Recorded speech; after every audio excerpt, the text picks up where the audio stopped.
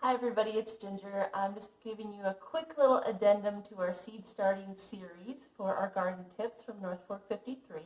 I wanted to talk a little bit about seeds that you don't start in trays because we've talked about that so far, but there are plenty of families of plants that don't really like to be started in trays. They prefer to go directly into the earth. Carrots are a good example of that, or root crops for the most part like to go straight down and not be moved after they've been planted. Another family that you can direct seed into the earth, but I think do better for various reasons if you pre-start them, not in a tray, but in a jar, are the legume family. So peas and beans fall into this family. So for example, I have a jar here of sugar snap peas. I love them. They're so great for spring. You could have started these a month ago. Usually President's Day weekend is a good first weekend to plant peas. But the thing about putting dry pea seed directly into the earth is that it's really yummy for lots of little critters to eat those, including birds and mice. So oftentimes as the seed is in there, absorbing water and slowly germinating in cold soil, it's really vulnerable to attack from pests. So what I've found is it's easier to pre-start the seed in a jar just by sprouting it. And then you put the sprout in the ground and the seed has a 10-day head start. It immediately starts to turn into a plant, and that is much less attractive to pests. So how you do it is you take your pea seed. For just our small little farm, I'm just growing these for us to eat, so I just put a cup of seed in here, which is quite a bit actually, but pea seeds like to be grown very close together.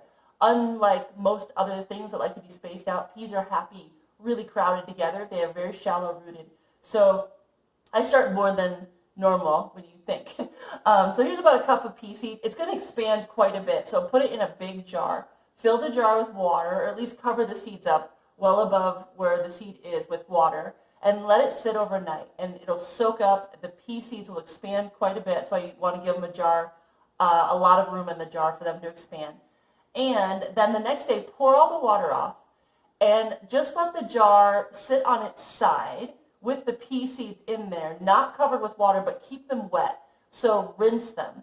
Every time you think about it in the morning and in the evening, go by and just fill it with water and then dump it out again, but leave the pea seeds in there. So what I usually do was put a piece of mesh screen over this, or a cloth, or something that you can put a rubber band around it, so you can easily be pouring the water out without spilling out all your seeds. And then in a few days, you'll notice the peas will get little tails on them. They'll have sprouted.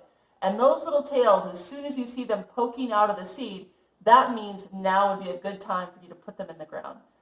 From the time that they start that little tail to the time you put them in the ground needs to be about a day or two. So be sure when you start this process that you're ready to put these in the ground within 3 or 4 days tops. So sprouting your seeds, you're going to have to plant them in the ground soon. If you don't, then their tails will get way too long. That sprout will get too long, and it's seeking soil. So if it doesn't get in contact with any soil, you're going to kind of miss your moment. You're going to damage the seed because it'll get too long, and then when you try to plant it, it will already kind of be confused and not know what to do because it has this huge, long, extended root which hasn't gone into anything yet. So you can do this for peas. I really recommend it for spring peas. Birds like to eat them, and so this is a great way to get them going faster. The other plant that I'm going to do it with is fava beans for spring. It's a little early yet for for beans, like for snap beans. Those go in when the soil is a little warmer, and since we're going to direct seed them, you want to wait. But the cold soil, fava really likes it. You can plant fava beans in the fall and have them overwinter and come up in the spring. This is crimson fava, and I'm going to soak these seeds and do the exact same thing. And when they get their little tails sticking out, I'm going to put these in the garden. They're beautiful crimson flowered fava beans. Thank you, Iris, in Astoria, for saving the seed and sharing it with other farmers and gardeners. It's a very special seed. So anyway, that's your little mini seed starting tip for legumes.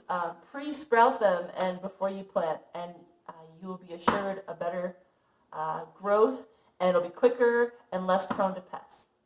Good luck.